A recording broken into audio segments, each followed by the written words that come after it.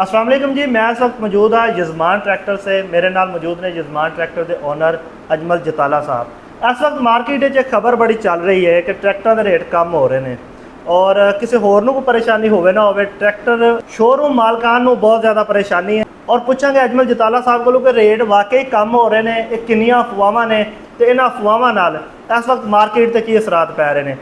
जी अजमल साहब, किन्ने को रेट घट हो गए हैं जिहड़ा कि इस टाइम सोशल मीडिया पर चल रहे हैं? बिस्मिल्लाहिर्रहमानिर्रहीम जी, मैं तुसी मेरे को तशरीफ ले आए हो, मैं तुहानू खुश आमदीद कहना। तो इस रेटां दे सिलसिले दे विच मैं अर्ज़ करांगा कि ये बिल्कुल किसी ने झूठी एक साजिश चलाई सी। अज तो 2 महीने पहले तो ये साजिश चल रही है।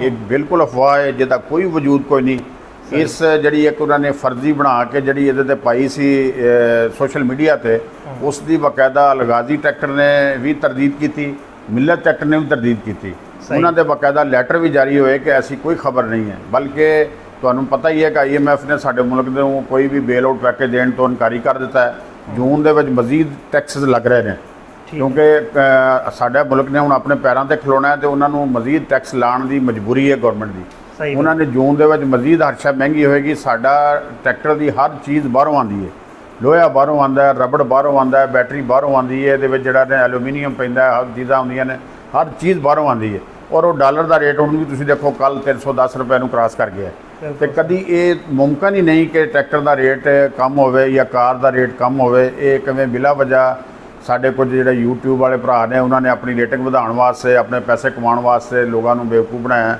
और उन्होंने जज्बात नाल खिड़िया।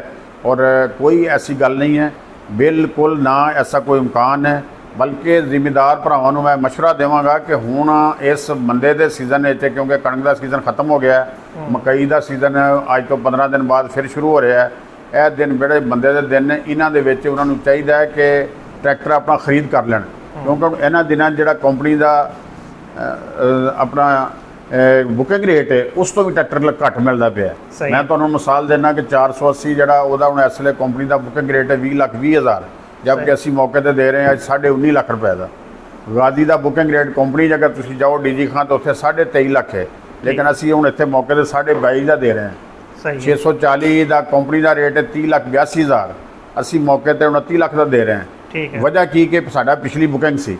हुण जिस वेले ये माल खत्म हो जाएगा, नवी बुकिंग वाला माल आएगा तो आटोमैटिकली जिहड़ा छोटा फीट 480 है वो 20.5 ते चला जाएगा, गाजी 23.5 तो उत्तर चला जाएगा, तो जिहड़ा 640 है वो 30,82,000 का मतलब है भी 31 लाख का हो जाएगा।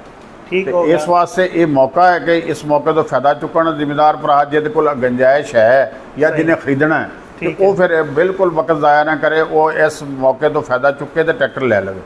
सही हो गया। तो यह रेट सिर्फ इन्ने कोई कम होए ने जिन्हां कोल पुरानी बुकिंग वाले खड़े सन? हाँ, उन्होंने यानी कि उन्होंने अपने मुनाफे विच कमी जरूर हुई है, लेकिन रेट विच कमी कोई नहीं। रेट कोई कमी मतलब कंपनी का एक्चुअल रेट वधिया है। बिल्कुल एक्चुअल रेट तो उन्होंने वधिया और मजीद वधना है। मजीद वधना है। सुन लो जी सारे, रेट वधिया है और मजीद रेट वधना है। कि जेडे सोशल मीडिया से खबर चल रही हैं कि रेट कम होया, और खास तौर पर आ जो 32 लाख वाला 31 लाख वाला ट्रैक्टर जो 21-22 लाख रुपए का दस रहे हैं, ये सारिया पैदल खबर ने, झूठिया खबर ने, और ये तो बिल्कुल पॉसीबल ही नहीं है। जिवें अजमल जताला साहब ने दसिया कि बिल्कुल। और अच्छा थोड़ा जिहा होर रोशनी पा दो, बजट आ रहा है 2 दिनों तक। जी बजट दे विच तुसीं देखो ना, सारे साडे मुल्क दे बच्चे नूं पता है कि IMF ने इनू साडे मुल्क नूं बेल आउट पैकेज देने तो इनकार करता है। 27 अरब डॉलर साडे मुल्क ने कर्जे दी किस्तां लाणियां ने पुराणियां। उन्होंने कित्थों लाणियां ने? उन्होंने इत्थे ही लाणियां ने कि साडे मुल्क दे उत्ते टैक्स वधा के GST जिहड़ी शरह जिहड़ी अगे 17% होंदी सी, हुण उन्होंने समानत IS दे उत्ते ते 25% कर दित्ती है। बाकी चीज़ों के उत्ते भी GST नूं मजीद वधा रहे हैं। उन्होंने आखिर इत्थों ही कोई ना कोई सोर्स कढ के मुल्क दे विचों ही वो कर्जे लाने न।